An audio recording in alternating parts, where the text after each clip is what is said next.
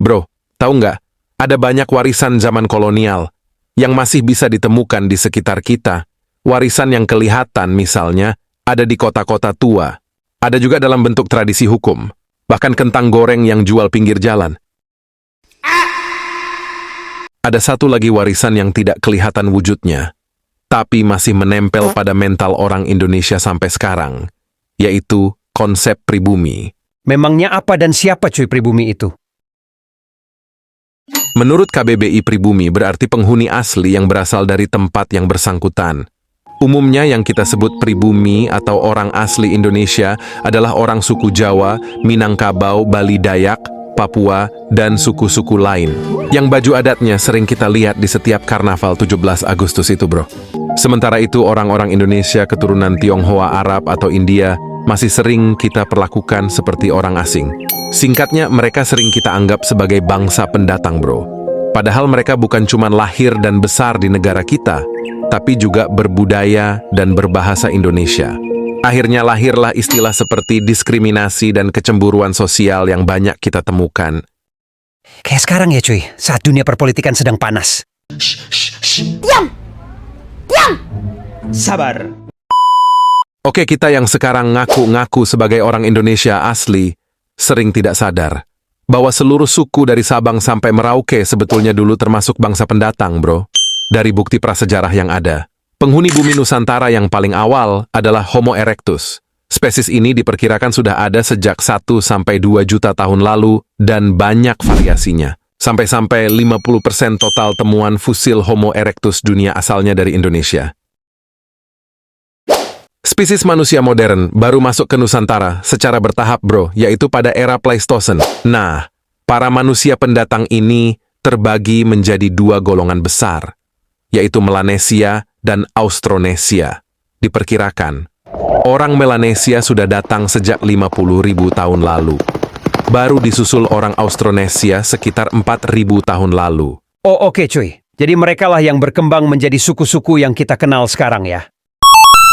Bener, bro. Kemudian orang-orang di Nusantara awalnya menjalin hubungan dengan India lewat perdagangan logam dan rempah. Pengaruh yang kita dapat kala itu adalah kebudayaan lembah Sungai Indus, yang akhirnya berkembang menjadi kebudayaan Hindu-Buddha. Maklum, bro, film Bollywood favorit kita baru muncul sejak abad ke-20. Setelah itu, barulah kita menjalin hubungan dengan dinasti Tiongkok yang ada di wilayah selatan. Seperti saat rombongan Laksamana Cheng Ho datang ke wilayah Nusantara.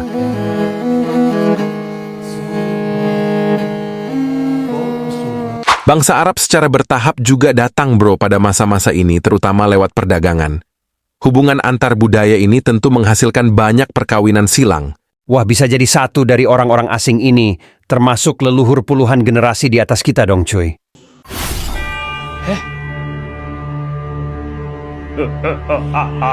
Cerdas, bro. Nah, awalnya orang Nusantara dan orang pendatang hidup berdampingan dengan damai. Namun, pemerintah Eropa zaman kolonial masuk, lalu mulai menggolongkan orang berdasarkan asal-usul etnisnya. Cerita singkatnya, orang-orang Eropa menempati golongan paling atas dan paling enak. Disusul orang-orang timur, termasuk orang Tionghoa, Arab, dan India.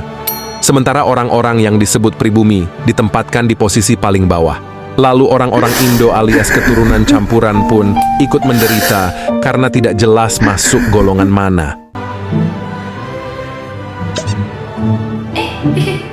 Nah, menjelang kemerdekaan, tokoh nasional seperti Cipto Mangunkusumo, Amir Syarifuddin, dan Soekarno mengusulkan agar orang Tionghoa dan orang Indo lainnya ikut diperhitungkan sebagai orang Indonesia.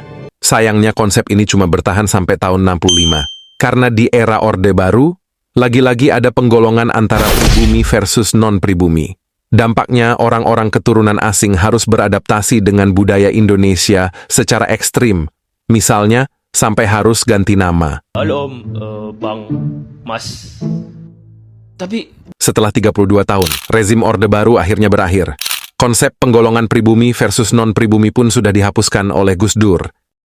Oke, jadi sekarang sudah bukan zamannya lagi ribut soal asal-usul dan perbedaan lainnya ya cuy. Jangan sampai kita ngaku anak kekinian tapi masih bermental kekunoan. anjay.